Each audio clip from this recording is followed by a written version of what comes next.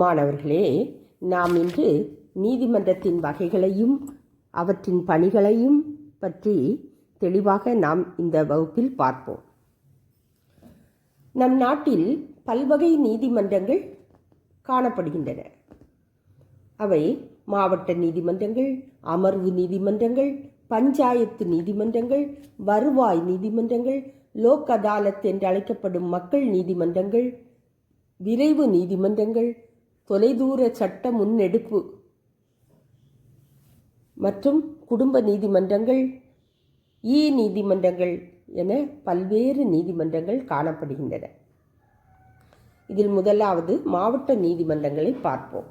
மாவட்ட அளவில் சிவில் வழக்குகளை விசாரிக்கும் நீதிமன்றங்கள் மாவட்ட நீதிமன்றங்கள் என்று அழைக்கப்படுகின்றன.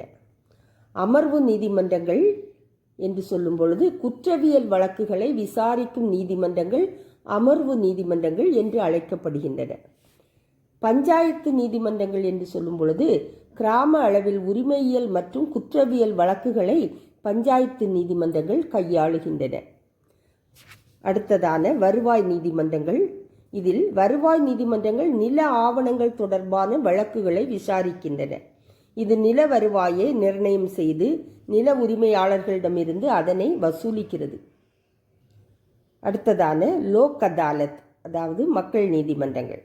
விரைவான நீதியை வழங்க லோக் அதாலத் அமைக்கப்பட்டது. இது மக்கள் முன்னிலையில் மக்கள் பேசும் மொழியிலேயே பிரச்சனையை விசாரித்து தீர்வு காண்கிறது. ஓய்வு பெற்ற ஒரு நீதிபதி, ஒரு சமூக பணியாளர், ஒரு வழக்கறிஞர் ஆகிய 3 நபர்கள் கொண்ட அமர்வு இதற்கு தலைமை வகிக்கும். வழக்குரைஞர்கள் இல்லாமல் வழக்குகள் முன்வைக்கப்படுகின்றன. இந்த வழக்குகள் பரஸ்பர ஒப்புதல் மூலம் தீர்த்து வைக்கப்படுகின்றன. முதல் லோக் அதாலத் 1982ஆம் ஆண்டு குஜராத் மாநிலத்தில் உள்ள ஜுனாகத்தில் நடைபெற்றது. அடுத்ததான விரைவு நீதிமன்றங்கள். இந்த நீதிமன்றங்கள் 2000 ஆண்டில் நீண்ட காலமாக நிலுவையில் உள்ள வழக்குகள் மற்றும் கீழ் நீதிமன்ற வழக்குகளை முடிவுக்கு கொண்டு வரும் நோக்கத்திற்காக தோற்றுவிக்கப்பட்டன. அடுத்ததான தொலைதூர சட்ட முன்னெடுப்பு.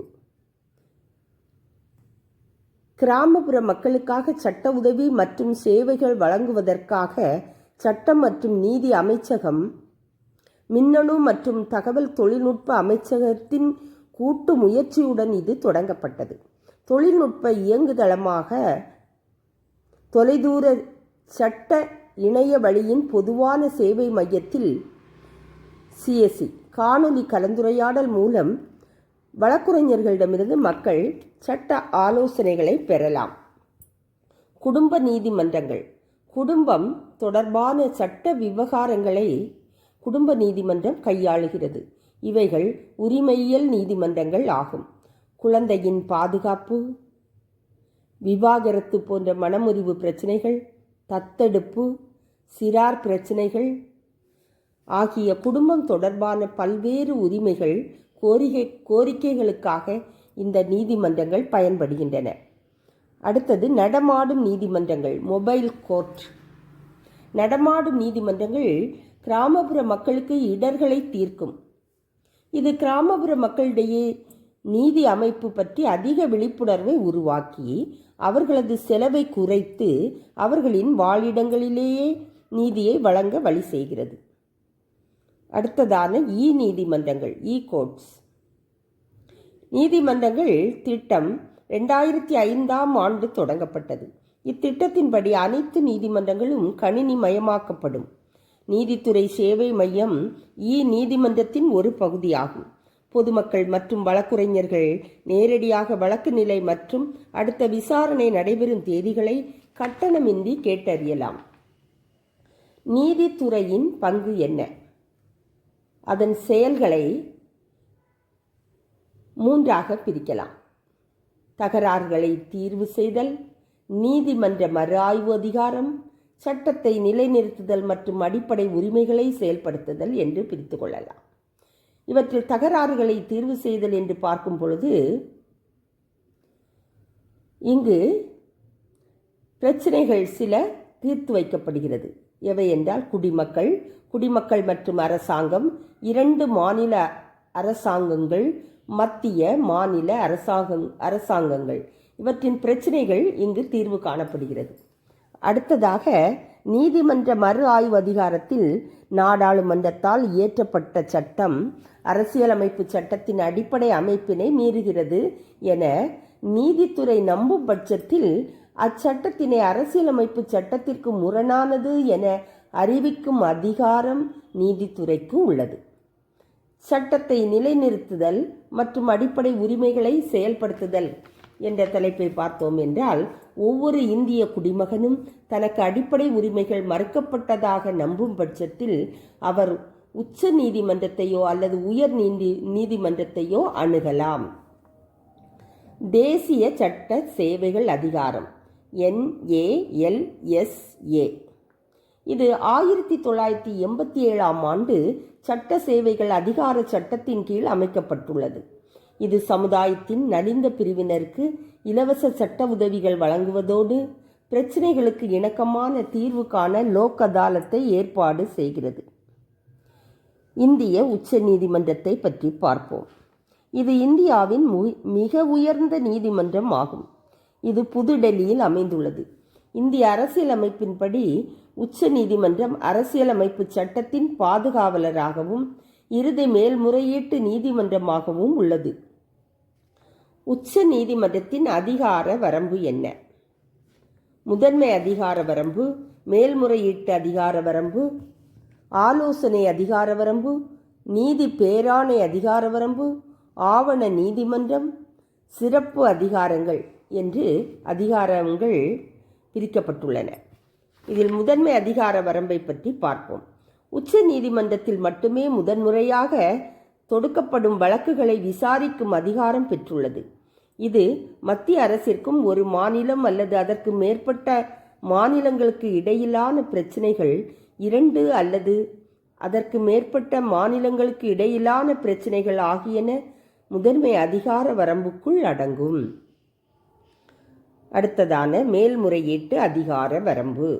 உயர் நீதிமன்றம் வழங்கிய தீர்ப்பை எதிர்த்து மேல்முறையீடு செய்யப்படும் வழக்குகளை விசாரிக்கும் அதிகாரத்தை உச்ச நீதிமன்றம் பெற்றுள்ளது. அவ்வாறான வழக்குகள் மேல்முறையீட்டுக்கு தகுதியுள்ளது என உயர் நீதிமன்றத்தால் சான்றிதழ் வழங்கப்பட்டிருக்க வேண்டும். அடுத்ததான ஆலோசனை அதிகார வரம்பு. குடியரசுத் தலைவரால் குறிப்பிடப்படும் பொது முக்கியத்துவம் வாய்ந்த கேள்வி குறித்து ஆலோசனை வழங்கும் அதிகாரத்தினை உச்ச நீதிமன்றம் பெற்றுள்ளது. நீதி பேராணை அதிகார வரம்பு என்றால் என்ன? இந்திய அரசியலமைப்பு சட்டத்தின் சட்டப்பிரிவு 32 படி உச்ச நீதிமன்றமும் சட்டப்பிரிவு 226 படி உயர் நீதிமன்றமும் நீதி பேராணைகளை வழங்குகின்றன. அடுத்ததாக ஆவண நீதிமன்றம் என்பது என்ன? இது நீதிமன்ற நடவடிக்கைகளின் பதிவுகளை பராமரிக்கிறது மற்றும் அதன் முடிவுகள் கீழ் நீதிமன்றங்களை கட்டுப்படுத்தும். சிறப்பு அதிகாரங்கள் என்று சொல்லும் பொழுது இது நீதிமன்றங்களின் செயல்பாட்டை கண்காணிக்கிறது. உயர் நீதிமன்றம் மாநிலங்களின் மிக உயர்ந்த நீதிமன்றமாகும். இந்தியாவின் ஒவ்வொரு மாநிலத்திலும் ஒரு உயர் நீதிமன்றம் உள்ளது. எனினும் 2 அல்லது 3 மாநிலங்கள் தங்களுக்கென ஒரு பொதுவான நீதிமன்றத்தை கொண்டிருக்கலாம்.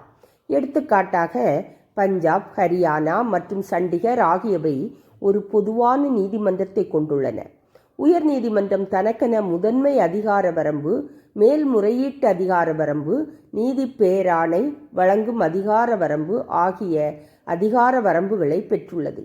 மாநிலங்களில் உயர் நீதிமன்றத்தின் கீழ் துணை நீதிமன்றங்கள் உள்ளன.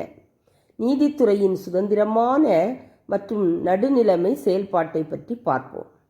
அரசியலமைப்பு சட்டத்தை உருவாக்கியவர்கள் இந்தியாவின் நீதித்துறையினை சுதந்திரம் மற்றும் நடுநிலைத்தன்மையுடன் நிறுவினர். நியாயமான நீதி கிடைப்பதற்கு நீதித்துறையின் சுதந்திரம் முக்கியமானதாகும். இந்தியா போன்ற மக்களாட்சி நாடுகளில் நீதித்துறை குடிமக்களின் உரிமைகளின் பாதுகாவலனாக உள்ளது. நம் நாட்டிற்கு எவ்வகையான நீதித்துறை வேண்டும் என்பதை கருத்தில் கொண்டு அரசியலமைப்பை உருவாக்கியவர்கள் நீதித்துறையை வடிவமைத்துள்ளனர். அரசியல் நிர்ணய சபை உறுப்பினர்களின் இவ்வெண்ணத்திற்கு டாக்டர் B.R. அம்பேத்கர் எவ்வாறு சொல்கிறார் பாருங்கள். நமது நீதித்துறை நிர்வாகத்திடமிருந்து சுதந்திரமாக இருக்க வேண்டும், அதே வேளையில் திறமை மிக்கதாகவும் இருக்க வேண்டும் என்பதில் அவையில் மாறுபட்ட கருத்து இருக்க முடியாது. மேலும் வினா என்னவென்றால், எப்படி இந்த இரண்டு நோக்கங்களையும் பாதுகாக்க முடியும் என்பதே ஆகும் என்று டாக்டர் அம்பேத்கர் பதில் சொல்கிறார். ஒரு திறன்மிக்க நீதித்துறை சுதந்திரமாகவும் பொறுப்புணர்வுடனும் இருக்க வேண்டும். நீதித்துறையின் சுதந்திரம் என்பது நீதிபதிகள் பாரபட்சமற்ற முறையில் சுதந்திரமாக செயல்படுவதை குறிப்பதாகும். எடுத்துக்காட்டாக, எந்த ஒரு வெளிப்புற செல்வாக்கிலிருந்தும் விடுபடுதல், யாருக்காகவும் தனிப்பட்ட முறையில் பாரபட்சமின்றி செயல்பட வேண்டும். தெரிந்தவர், தெரியாதவர், ஏழை, பணக்காரர் என்ற பிரிவு இங்கு காணப்படக்கூடாது. அடுத்ததாக இந்த வழக்கு செயல்முறைகளை பற்றி பார்ப்போம். இந்தியாவில் 2 வகையான சட்டப்பிரிவுகள் உள்ளன. அவை உரிமையியல் சட்டங்கள் மற்றும் குற்றவியல் சட்டங்கள் ஆகும். உரிமையியல் சட்டங்கள் என்ன என்று பார்த்தால், இது பணம், சொத்து மற்றும் சமூகம் தொடர்ச்சியான பிரச்சினைகளை கையாளுகிறது. எடுத்துக்காட்டாக, நிலம் தொடர்பான பிரச்சினைகள், வாடகை, திருமண தொடர்பான பிரச்சினைகளை கூறலாம். உரிமையியல் நீதிமன்றத்தில் பாதிக்கப்பட்டவர்களால் ஒரு புகார் தாக்கல் செய்யப்பட வேண்டும். மனுதாரரின் கோரிக்கையின்படி பணம் செலுத்தும்படியான தண்டனைகள் இங்கே வழங்கப்படுகிறது. அடுத்ததான குற்றவியல் சட்டத்தை பார்த்தோம் என்றால், குற்றம் என சட்டம் வரையறுக்கும் நடத்தைகள் அல்லது செயல்களை இது விசாரிக்கிறது. எடுத்துக்காட்டாக, திருட்டு, கொலை, பெண்களை துன்புறுத்துதல் ஆகியன இதில் இடம்பெறுகின்றன. இது வழக்கமாக காவல்துறை விசாரணையுடன் முதல் தகவல் அறிக்கை, அதாவது FIR பதிவு செய்வதன் மூலம் தொடங்குகிறது. அதன் பிறகு நீதிமன்றத்தில் வழக்கு பதிவு செய்யப்படுகிறது. குற்றவாளி என நிரூபிக்கப்பட்டால் தண்டனை வழங்கப்பட்டு குற்றம் சாட்டப்பட்டவர் சிறைக்கு அனுப்பப்படுவார். அடுத்ததாக பொதுநல வழக்கு, பப்ளிக் இன்ட்ரெஸ்ட் லிட்டிகேஷன். இது பொதுநலனை பாதுகாப்பதற்காக நீதிமன்றத்தில் தாக்கல் செய்யும் வழக்கு ஆகும். உச்ச நீதிமன்றம் இந்த முறையை அறிமுகப்படுத்தியது. இது ஒரு நபர் தனது வழக்கு தொடர்பான நீதிமன்றத்தை அணுக அனுமதிக்கிறது. அடிப்படை மனித உரிமைகளை மீறல், சமய உரிமைகள், மாசுபாடு மற்றும் சாலை பாதுகாப்பு ஆகியவற்றிற்காக பொதுநல